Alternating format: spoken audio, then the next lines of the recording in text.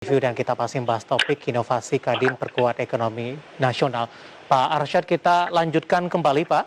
Tadi di segmen sebelumnya sudah dijelaskan bagaimana peran dari Kadin terutama bekerja sama dengan pemerintah. Tidak hanya perang dalam ekonomi tapi juga perang dalam kesehatan begitu. Dan ini Kadin berusaha menciptakan kolaborasi yang baik dengan pemerintah sehingga ini bisa teratasi dan ekonomi Indonesia kembali mengalami perbaikan.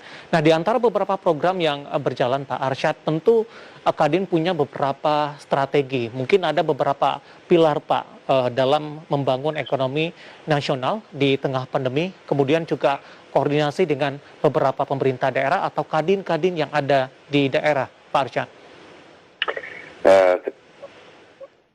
Terima kasih. Yang pertama begini, bahwa kami ini adalah kepentingan nasional, jadi kami sangat mendukung apa yang namanya pemberlakuan PPKM darurat ini, karena ini adalah salah satu cara ya untuk bagaimana kita bisa menurunkan atau penyebaran daripada COVID-19 ini. Nah, sedangkan program-program yang ada ke depan, kita harus melihatnya beberapa sisi. Yang paling utama bahwa saya utamakan tadi bahwa selain pengusaha besar, pengusaha mikro dan kecil dan menengah itu pun harus kita bantu, karena itu utamanya. Nah, kalau kita lihat bicara secara industri, ada yang saya namakan the winning industry or the losing industry. Nah, pada saat ini memang kita harus fokus, satu, mendorong yang namanya winning industry, yang kedua adalah bagaimana kita bisa mengatasi, membantu yang namanya the losing industry dengan keadaan pandemi seperti ini ya pada saat ini. Nah, dalam konteks pilar ke depan yang saya pikir yang sudah kami coba jabarkan dan program-program yang kita lakukan, sekarang ini ada 3 pilar. Pertama adalah pilar kesehatan. Utamanya seperti sekarang ini memang adalah penanganan terhadap yang namanya vaksinasi tadi. Tapi pertanyaannya adalah, kemudiannya adalah apakah vaksinasi ini, vaksinnya bagaimana? Jadi kita juga harus mendorong pelaksanaan pembuatan daripada vaksin itu sendiri. Nah, sebelum vaksin itu juga ada, kita juga harus mempunyai suatu proses detecting. Ya kan, bagaimana testingnya, dan di sini perlu kolaborasi sangat ketat antara pemerintah dengan swasta, karena juga banyak laboratorium swasta yang bisa bekerja sama dengan pemerintah. Dan saya rasa Menteri Kesehatan pada saat ini sudah mulai melakukan proses kolaborasi itu, dan harus, karena ini pendataan sangat penting, bagaimana supaya kita bisa melihat varian-varian ini, dan untuk supaya akhirnya bisa menciptakan nantinya vaksin-vaksin yang cocok untuk Indonesia. Nah, jadi utamanya ini balik kepada industri kesehatan. Kita selain pada saat ini bahwa keadaan industri kesehatan bukan hanya di Indonesia tapi dunia, kelihatan sekali dengan adanya pandemi ini boleh dikatakan sangat lemah. Jadi kita harus kuatkan ini. Bagaimana proses deregulasi yang harus ada, yang harus Kadin dukung untuk menguatkan yang namanya industri kesehatan ini. Dan dengan ini itu akan menjadi tantangan, tapi juga akan menjadi opportunity untuk pengusaha-pengusaha, bukan hanya pengusaha besar, tapi sampai pengusaha mikro dan kecil, karena bisa aja misalnya obat-obatan atau seperti contohnya jamu-jamu dan juga lain-lainnya. Nah, itu satu, yaitu yang saya katakan sebagai pilar kesehatan yang harus kita push. Yang kedua adalah bagaimana mengembangkan ekonomi daerah untuk memperkuat ekonomi nasional. Karena berbalik lagi bahwa kita harus lakukan pemerataan terhadap ekonomi.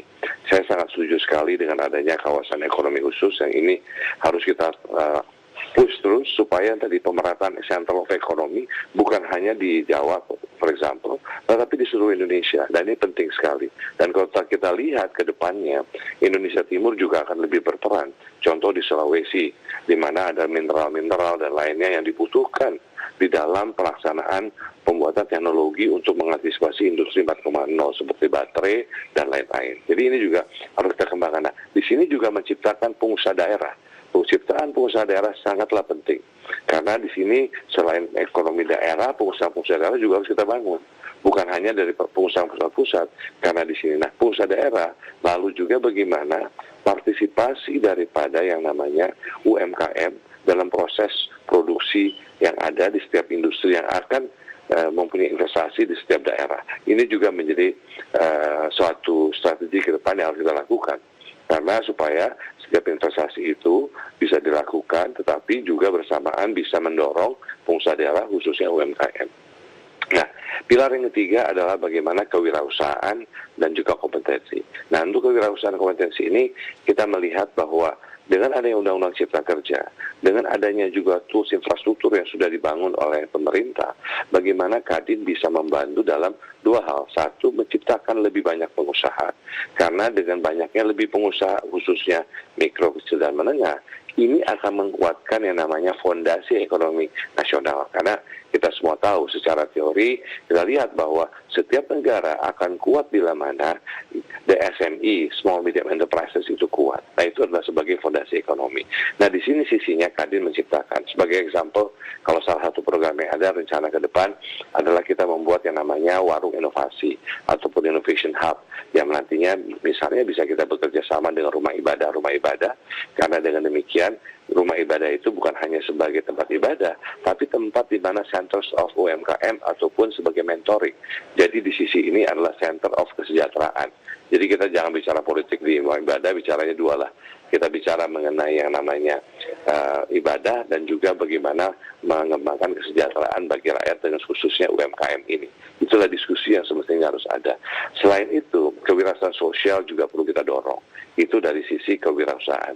Selain tadi, bagaimana mengembangkan pengusaha mikro jadi kecil, pengusaha kecil jadi menengah, dan of course jadi menengah menjadi yang besar. Ini juga program yang harus kita desain supaya memang terjadi pemerataan dan juga pengangkatan pengembangan daripada pengusaha-pengusaha di seluruh Indonesia, khususnya di daerah-daerah. Nah, selain itu juga diperlukan juga bagaimana adanya kompetensi, yaitu disinilah mentoringnya, bagaimana menaikkan tadi. Jadi, dan selain itu juga kehormatan nih saya lupa, bahwa kita melihat tukang bakso sebagai contoh, itu bukan kita lihat sebagai tukang bakso, tetapi itu adalah pengusaha mikro menjual bakso. Karena kalau si gerobaknya tambah dari 1 jadi 10, itu udah menjadi namanya pengusaha kecil. Ya, nah itu yang kita utamakan sebagai pilar ketiga, pengembangan atau kewirausahaan dan juga kompetensi. Nah, 3 hal ini yang kita push sebagai program Kadin ke depan dalam melihat strategi bahwa kita ini sekarang ini adalah dalam keadaan the new normal atau norma baru, yaitu realitas baru, a new reality, dan dunia baru, it's a new world. Jadi kita harus beradaptasi and being agile untuk menghadapi hal yang ada ini. Pak Arsyad, dalam melakukan adaptasi Pak di tengah pandemi, sama-sama kita ketahui berbagai sektor terdampak begitu.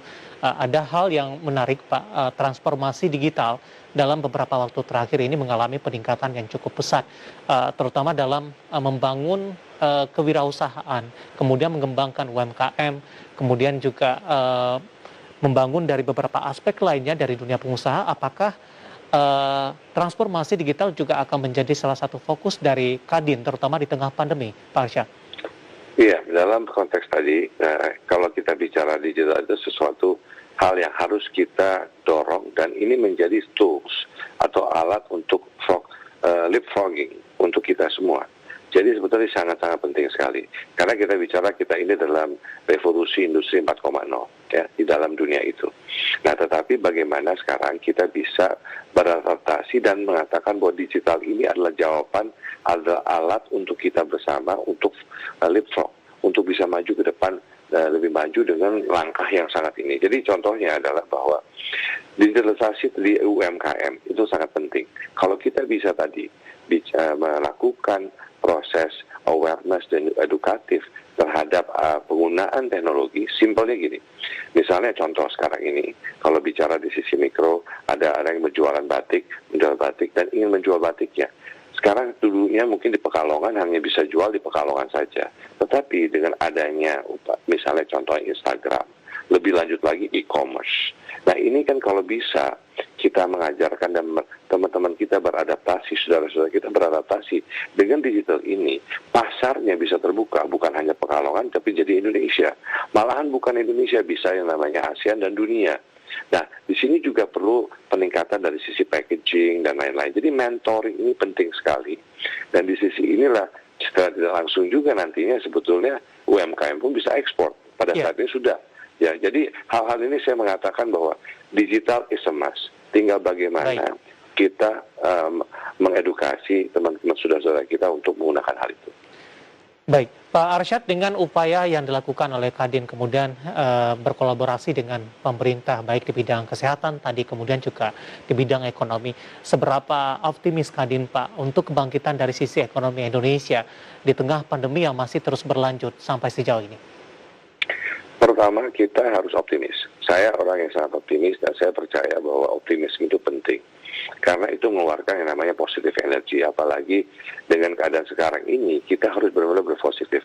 Kalau kita bicara economic growth pada saat ini, saya rasa sekarang ini we are looking at a 5 to 7% year on year positive growth ya. Kalau kita bicara kuartal 1 kedua dan datanya bagaimana yang ketiga ini kita lihat. Tetapi optimisme nah, itu ada.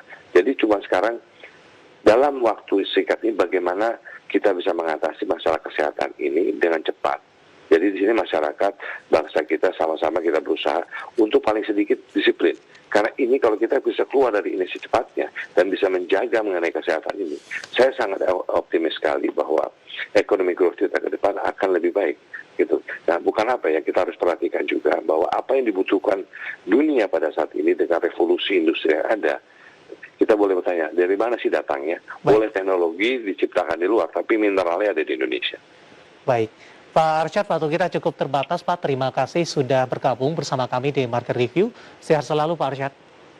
Terima kasih dan juga salam sehat untuk semuanya. Dan kita berdoa untuk supaya teman-teman kita, saudara kita semuanya bisa sehat dan kita keluar dari pandemi ini secepatnya. Baik, Terima kasih. Terima kasih. Ada Bapak Arsyad Rashid, Ketua Umum Kadin Indonesia, dan perbincangan